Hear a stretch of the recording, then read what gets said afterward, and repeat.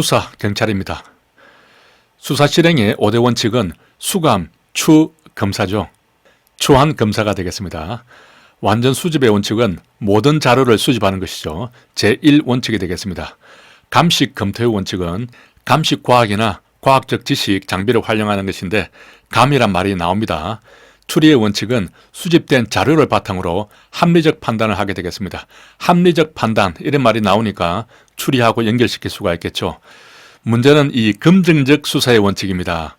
추측을 모든 각도에서 검토한다. 그리고 추측을 확인하면서 동시에 새로운 자료를 수집한다. 이렇게 추측이란 말이 나옵니다. 추측이란 말이 나오기 때문에 추리의 원칙으로 착각을 할 수가 있는 것이죠. 단계가 수감, 추, 검사 이렇게 되기 때문에 앞에 단계에서 나온 이 추리, 이 추측을 뒤에 단계에서 검증하는 것입니다. 그래서 추측이란 말이 나오면은 추리의 원칙이 아니라 그 다음 단계인 검증적 수사의 원칙이다. 이 부분을 잘 기억을 해야 됩니다. 진행 과정을 보면 수사 상황의 결정, 방법의 결정, 실행 이런 순서로 검토를 하게 되죠. 두 문자를 따면 앞에 검을 따서 검사 방실이 되겠습니다. 검사가 방실방실 웃는 것이죠. 올해 승진시험에 나왔습니다. 이 부분이 상당히 지엽적인 문제로 되어 있고 공제의 책에도 문제로 나온 것이 아니라 앞부분, 그 이론 부분에 나오는 부분이거든요. 다른 책에서는 나오지 않는 오로지 공제의 책에서만 나오는 그런 지엽적인 내용을 승진시험 문제로 출제를 했습니다. 하지만 이 부분을 몰랐다고 하더라도 다른 보기들을 보면은 충분히 답은 골라낼 수 있는 상황이었거든요. 승진시험 공부하면서 공제의 책을 아무리 꼼꼼하게 봐도 이런 지엽적인 것까지 다 챙겨볼 수는 없거든요. 이런 부분들을 혹시 놓치더라도 다른 보기들을 보면은 충분히 소거해 나갈 수가 있습니다. 그러니까 공부하실 때 너무 이런 지엽적인 것까지 다 암기를 하려고 하면은 분량이 너무 많이 늘어나서 오히려 중요한 부분을 놓칠 수도 있습니다. 너무 지엽적인 것은 어느 정도 넘어가는 것도 효율적으로 고득점을 할 수 있는 방법이라고 생각이 됩니다. 사실 판단 증명의 원칙은 객관적 증거를 제시하거나 증명하는 것이 되겠습니다. 여기서는 유난히 정이 많이 나오죠. 정이 되겠습니다. 제 이름에도 정이 들어가 있죠. 어떤 사람들은 박용중 그럽니다. 중이 아닙니다. 정입니다. 정. 수사의 조건, 수사권의 발동과 행사의 조건을 말합니다. 발동은 개시를 말하고 행사는 실행의 조건을 말합니다. 여기에는 수사의 필요성과 상당성이 있거든요. 필요성은 수사를 할 것인지 말 것인지 그 허용의 측면이 된다고 볼 수 있습니다. 상당성은 실행의 측면이라고 볼 수 있는 것이죠. 그래서 수사권의 개시와 실행, 발동과 행사의 조건을 정하는 것이 수사의 조건이 되겠습니다. 이러한 수사의 조건은 탄핵주의 소송 구조에서 강조가 됩니다. 이 탄핵주의와 규문주의가 있는데 탄핵주의는 소출을 하면은 재판을 하는 것이고 규문주의는 판사가 직권으로 재판을 여는 겁니다. 이런 규문주의 방식은 이제 거의 모든 나라에서 사라졌습니다. 프랑스에서도 이전에는 규문주의 방식으로 했지만은 프랑스 혁명 이후에는 탄핵주의 방식으로 모두 바뀌었습니다. 범죄 혐의는 수사를 개시할 때는 주관적 혐의만으로 충분하죠. 사법경찰관리가 판단할 때 범죄 의심이 있는 것 같다. 그렇게 주관적으로만 혐의를 가져도 수사를 개시를 할 수 있습니다. 하지만 체포나 구속을 하기 위해서는 객관적인 혐의가 필요하죠. 이러한 객관적인 혐의는 일반인의 기준에서 범죄 혐의가 있는 것 같다. 이렇게 보는 개념이 아니고 반드시 증거로 뒷받침되는 그런 것을 의미하게 되겠습니다. 임의수사와 강제수사가 있죠. 소송 조건이 없으면 공소 제기 가능성이 없기 때문에 수사 필요성도 없다 이렇게 볼 수 있고 다만 친고죄에 있어서는 고소 고발이 없더라도 고소 고발은 소송 조건이 되는 것이죠. 원칙적으로 수사는 할 수 있습니다. 수사 조건은 아니기 때문에 그렇습니다. 그 가능성이 없는 상태에서는 수사도 할 수가 없다 이렇게 보는 것입니다. 학설로는 제한적 허용설이고 판례로도 인정이 되는 내용이 되겠습니다. 따라서 친고죄에 있어서 고소는 수사 조건은 아니다. 이런 질문이 있으면 맞는 질문이 됩니다.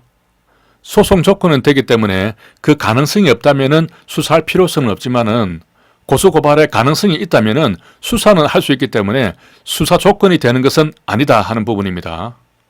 혼돈하기 쉬운 부분이죠.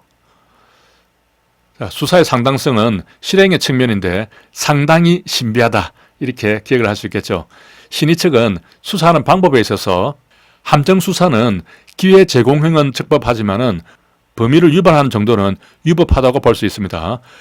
지문에 범위 유발형 함정 수사는 수사 필요성을 결한다 이러면 맞는 것으로 착각할 수 있습니다. 필요성이 아니라 상당성을 결하는 것이 되겠습니다. 이 신의 측을 위반하는 것이 되는 것이죠. 수사 개시에 있어서 비례 원칙은 피해가 극히 경미한 사건에 대해서 범죄를 인지한다. 이런 것은 범죄 인지권의 남용으로 봅니다. 수사 처분은 그 목적 달성을 위한 필요 최소한에 거쳐야겠죠. 이런 질문이 있습니다. 수사로 달성되는 공익보다 수사로 인한 법의 침해가 부당하게 균형을 잃은 것은 수사의 필요성을 결한 것이다. 이렇게 필요성을 넣었습니다. 필요성이 아니라 상당성을 결한 것이죠. 이 비례 원칙을 위반한 것입니다. 이렇게 뭐 보다, 균형 이런 말이 들어가면은 상당성으로 봐야 됩니다. 총론에서 비례 원칙이 있었죠. 비례 원칙은 적필상이었죠. 목적에 적합해야 되고 필요성은 필요 최소한으로 행사해야 되고 상당성은 공익과 사익을 비교 형량하는 것을 말합니다. 여기서는 수사의 상당성 아래에 비례 원칙이 들어가 있습니다만은 아무튼 총론에서도 상당성의 원칙은 협의의 비례의 원칙 그렇게 표현이 됐었거든요. 상당성은 상땅성으로 기억을 했죠. 상황을 봐서 땅하고 쏘아야 한다. 참차를 잡는데 대포로 쏘아서는 안 된다. 그런 격언이 나오는 부분이 상당성이 되겠습니다. 수사 절차를 보겠습니다. 수사 준칙에서 수사의 주체가 명문으로 규정이 되었고요. 수사의 종결은 범죄 혐의가 있다고 인정이 되면은 검사에게 사건을 송치를 하는데 그 밖의 경우에는 단순하게 송부하는 것이죠. 이때 검사는 송부를 받은 날부터 90일 이내에 검토를 한 다음에 사법경찰관에게 반환해야 합니다. 위에서는 범죄 혐의가 있는 경우에만 송치를 하도록 되어 있는데 참고로 혐의가 있든 없든 모든 사건을 송치하는 경우가 있습니다. 이것은 특례법에서 별도로 규정이 되어 있죠. 가정폭력 사건이나 아동학대 사건에 대해서는 법률의 규정에 의해서 무조건 하고 검사에게 송치를 하도록 규정이 되어 있습니다. 자, 보완수사를 요구하셨는데요. 이것은 바로 입법조문을 보겠습니다. 검사는 필요한 경우에 사법경찰관에게 보완수사를 요구하는 것을 원칙으로 합니다. 직접 수사가 아닌 보완수사 요구가 원칙이라는 것이죠. 이렇게 보완수사를 요구할 때는 그 이유와 내용 등을 구체적으로 적은 서면과 관계 서류 증거물을 사법경찰관에게 함께 송부해야 합니다. 다만 보완수사 대상의 성질이나 사안의 긴급성 등을 고려해서 송부하지 않을 수도 있는데 이때 보완수사 요구를 받은 사법경찰관은 필요하다고 판단이 되면은 해당 서류와 증거물을 대출하거나 그 전부 또는 일부를 등사할 수 있다. 이렇게 됐습니다. 사법경찰관은 필요하다고 판단하면은 이렇게 할 수 있는 권한이 있는 것이죠. 별도로 검사의 승인을 받아야 한다. 그런 절차가 규정되어 있지는 않습니다. 이렇게 보완수사를 했다면은 그 이행 결과를 검사에게 서면으로 통보해 줘야겠죠. 이때는 서류와 증거물을 함께 반환해야겠습니다. 경우에 따라서는 이행 결과만을 검사에게 통보할 수도 있겠습니다. 보완수사를 한 결과 사건을 송치할 필요 없으면 사건을 그대로 불송치하거나 혹은 수사 중지를 할 수가 있겠죠. 자, 재수사 요청입니다. 이 경우도 바로 법정으로 보겠습니다. 검사는 90일 이내에 재수사 요청을 할 수 있겠죠. 경우에 따라서는 90일이 지난 후에도 요청을 할 수 있는데 명백히 새로운 증거나 사실이 발견되었다. 혹은 증거 등의 허위 위조 변조 이런 것들이 발견이 되었다. 그렇다면 90일이 지나도 재수사를 요청할 수 있겠습니다. 사법경찰관은 재수사를 한 결과 범죄 혐의가 있다고 인정된다. 그러면은 송치를 해야겠죠. 기존의 불송치 결정을 유지를 한다. 그러면은 내용과 이유를 구체적으로 적어서 검사에게 통보만 해주면 되겠습니다. 이렇게 통보를 받은 검사는 다시 재수사를 요청하거나 송치 요구를 할 수는 없는 것이 원칙입니다. 다만 법리에 위반되었다. 혹은 명백히 채정법칙에 위반된다. 공소시효 또는 형사소추의 요건을 판단하는 데 있어서 사법경찰관이 오류가 있었다. 이런 경우는 좀 분명하죠. 법리에 위반되었다. 법률 위반한 것이죠. 그리고 명백하죠. 명백하게 채정법칙에 위반했다. 혹은 어떤 것을 판단하는 데 있어서 경찰관의 오류가 있었다. 이런 부분이 있다면은 다시 재수사를 요청하거나 송치 요구를 할 수가 있겠죠. 이런 경우에도 30일 이내에 송치 요구를 해야 되는 것이죠. 만약에 고소인 등이 이의신청을 하는 경우에는 재수사를 중단을 하고 지체 없이 검사에게 송치를 하고 사건을 떨어내면 되겠습니다. 내사를 보겠습니다. 내사는 수사 개시 이전에 하는 것이죠. 진정 내사는 진정이나 탄원, 투고 등 서면으로 접수된 신고이죠. 신고 내사는 진정 내사를 제외하고 서면으로 접수된 신고를 제외하고 112 신고, 방문 신고 등 서면이 아닌 방법으로 신고하는 것을 말합니다. 첩보 내사는 첩보를 받은 것이죠. 경찰관이 작성한 그 범죄 첩보 사본을 첨부를 해서 내사 착수 보고서를 작성을 해서 내사에 착수하면 되겠습니다. 기타가 있고요.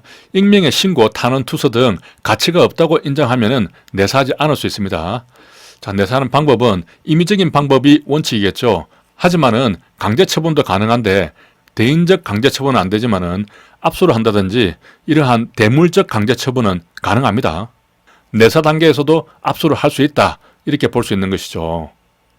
피조사자의 진술이 실질적으로 피해자 신문조서의 성격을 가진다. 그러면은 진술 거부권을 미리 고지를 해야 합니다. 여기에 불이건을 제가 하나 보충을 했습니다. 수사부서의 장은 내사에 착수했는데 6개월 이내에 입건을 하지 않는 사건이 있다면은 불이건 결정 지휘를 해야 합니다. 필요한 경우에는 6개월 더 연장을 할 수 있습니다.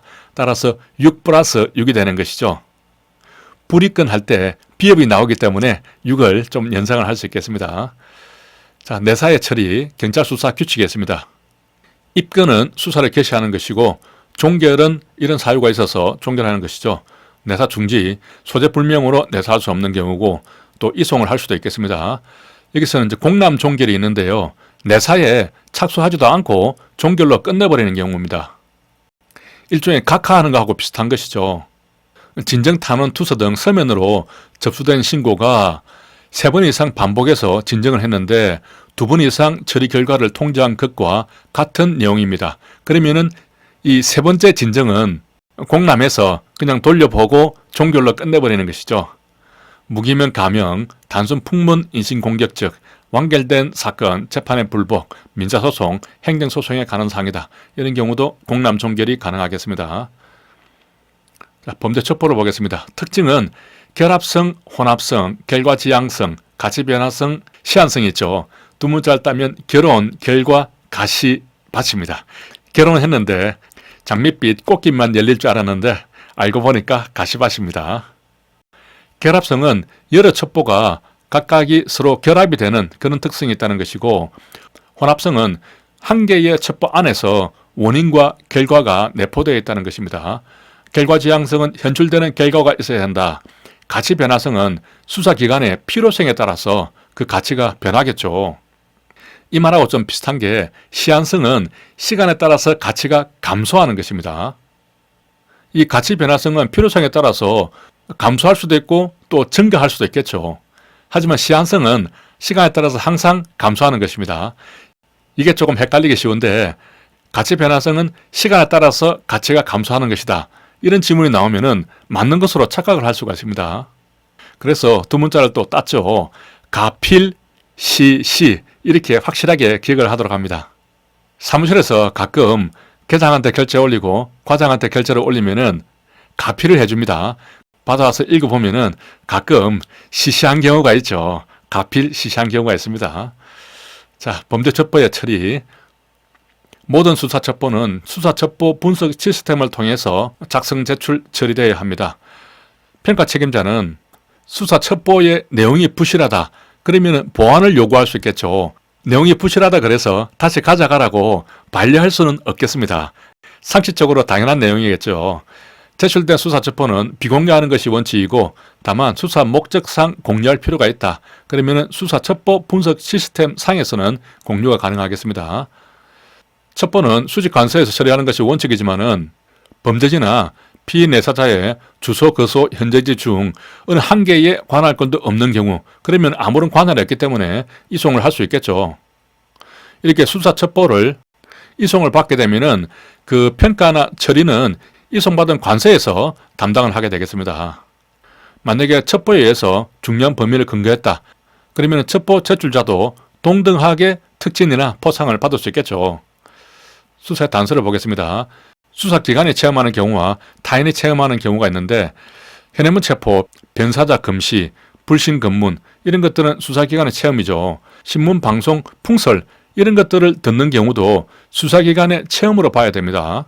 타인의 체험은 고소, 고발, 자수, 신고, 투서 이런 것들인데 이런 내용들은 수사기관에 직접적으로 전달이 되는 것이죠. 신문, 방송, 풍설 이런 것들은 수사기관에 직접 전달되는 것이 아니고 그 수사관이 인터넷이나 그런 것들로 해서 스스로 취득을 해야 되는 것이죠. 그렇기 때문에 타인의 체험이 아니고 수사기관의 체험으로 보는 것입니다. 이 부분을 조금 헷갈리기 쉽습니다. 변사 사건을 보겠습니다.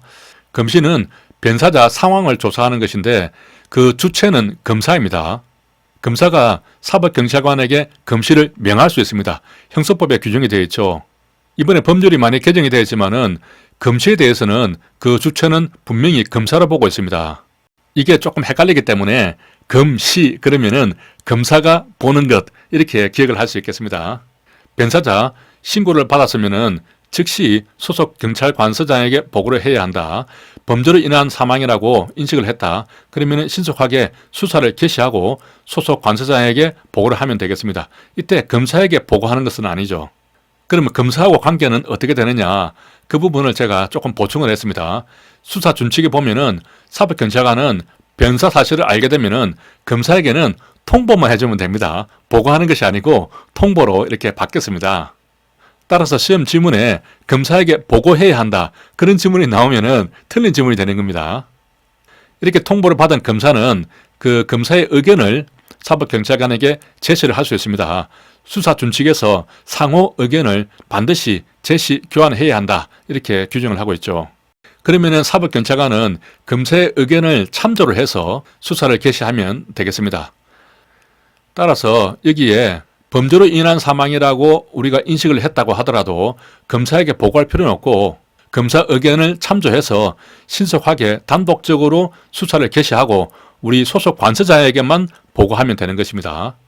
그리고 변사로 인한 사건은 살인, 과실치사 또는 자살 교사나 방조 그런 사건들이거든요.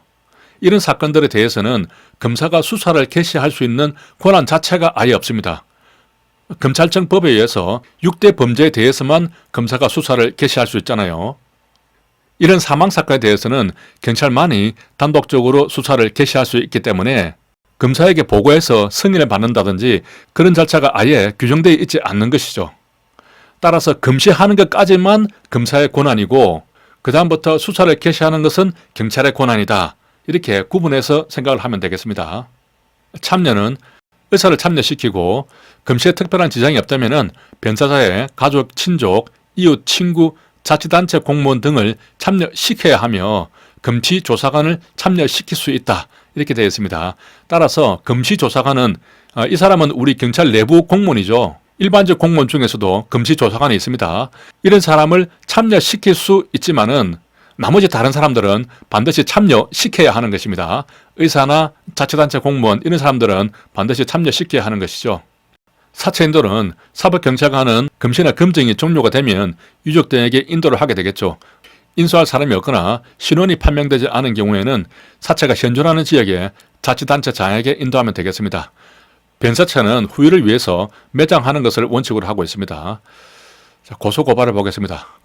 고소는 수사기관의 범죄 사실을 신고해서 범인의 처벌을 요구하는 것이죠. 피고소인의 대략적인 인적사항만 알면 고소가 가능하겠습니다. 피해자의 법정 대리인은 피해자 의사에 반해서 고소를 할 수 있는 독립적인 고유권이 있습니다. 따라서 피해자가 미성년자인 경우에 추행을 당했는데 고소를 하고 싶지 않다고 그렇게 얘기를 해도 그 부모인 법정 대리인은 독립해서 피해자의 의사와 달리 고소를 할 수가 있는 것입니다. 피해자가 사망을 한 경우에는 배우자, 직계친족, 형제자매가 고소를 할 수 있지만은 이때는 피해자의 명시한 의사에 반해서 고소를 할 수는 없습니다. 고소 고발을 반려할 수 있는 경우가 있는데요. 진하게 된 부분만 보도록 하겠습니다. 동일 사건에 이미 법원 판결이나 수사기관의 결정이 있었던 사실을 발견한 경우에 새로운 증거 등이 없어서 다시 수사하더라도 동일하게 결정될 것이 명백하다고 판단되는 경우, 이런 경우도 명백 이런 말이 나오죠. 피해자가 사망했거나 법인이 존속하지 않는다. 범죄 피해자 아닌 자가 고소를 했다.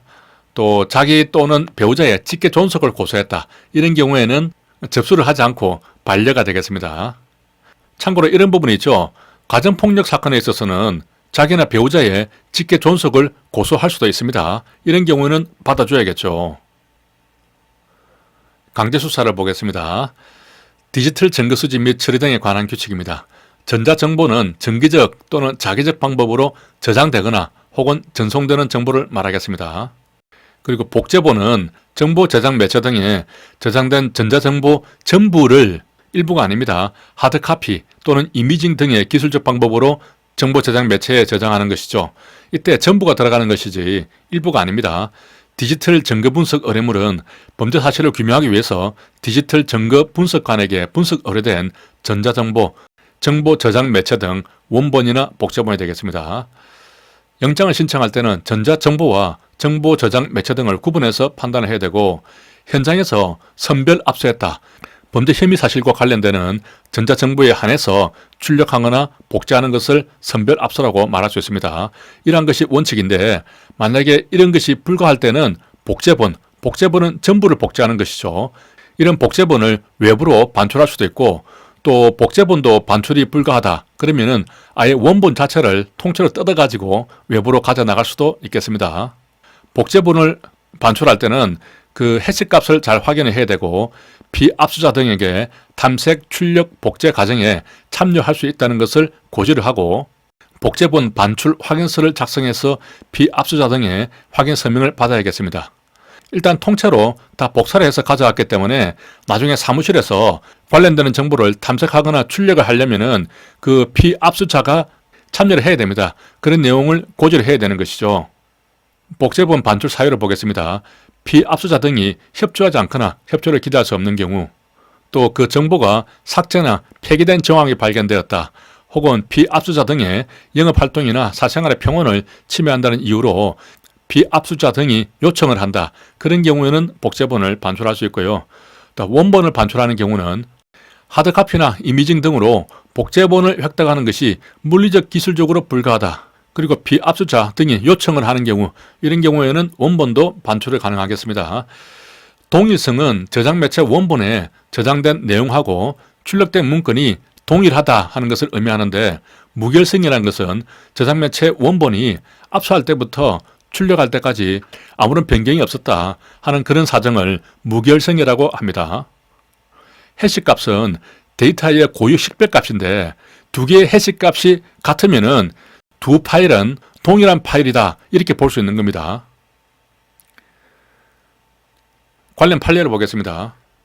저장 매체 자체를 직접 또는 하드카피나 이미징 형태로 외부로 반출하기 위해서는 영장에 그러한 내용이 기재되어 있어야 한다. 수사기관이 정보를 선별해서 이미지 파일을 제출받았다면 이로써 압수수색 절차는 종료되었기 때문에 이후에 사무실에서 이미지 파일을 출력하는 과정이라면 그러한 경우에까지 피해자 등에게 참여 기회를 보장해야 하는 것은 아니다. 이런 판례가 있고요. 압수수색할 정보가 원격지에 있는 서버에 있습니다. 그렇다면 수색 장소에 있는 컴퓨터로 내려받는 것은 가능하다 하는 것이고요. 저장 매체 자체를 수사기관 사무실로 옮겨서, 그렇다면 원본이나 복제본이 되겠죠. 이것을 열람 복사하는 경우에는 반드시 참여권을 보장을 해야 되는 것이죠. 혐의 관련 정보를 탐색하는 과정에서 다른 범죄를 우연히 발견했다. 그러면은 추가 탐색은 중단을 하고 별도의 압수수색 영장을 받아야겠습니다. 디지털 저장 매체 원본을 국정원 사무실로 옮겨서, 이게 국정원 사건이죠.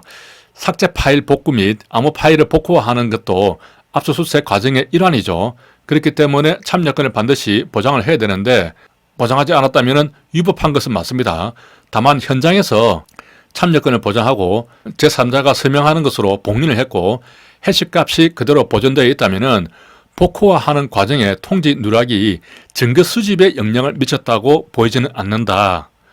그렇기 때문에 이 참여권을 보장하지 않은 것은 위법하지만 그 증거에 대해서는 증거 능력이 있다, 이렇게 판단했습니다. 조금 특이하게 판결한 내용이 되겠죠. 절차를 보겠습니다. 압수수색 장소에 관리 책임자에게 영장을 제시하더라도 물건을 소지한 다른 사람이 있다면 그 사람한테도 별도로 영장을 제시를 해야 합니다. 영장을 제시할 때는 충분히 알 수 있도록 제시를 해야 되고, 또 제시하는 것이 현실적으로 불가능한 그런 경우도 있겠죠. 그럴 때 영장을 제시하지 않았다고 해서 위법하다고 볼 수는 없겠습니다. 피해자 신문 조서나 각종 조서에 압수의 취지를 기재를 하면은 그것이 압수 조서를 가름하게 되는 것이죠. 이때 작성한 압수 목록은 그 조서 뒤편에 첨부를 해서 간인을 하면 되겠습니다. 소유권 포기서를 수령할 수도 있죠. 이미 제출을 받는 경우에도 압수 조서나 목록은 작성을 해야 합니다. 자, 영장주의 예외가 있죠.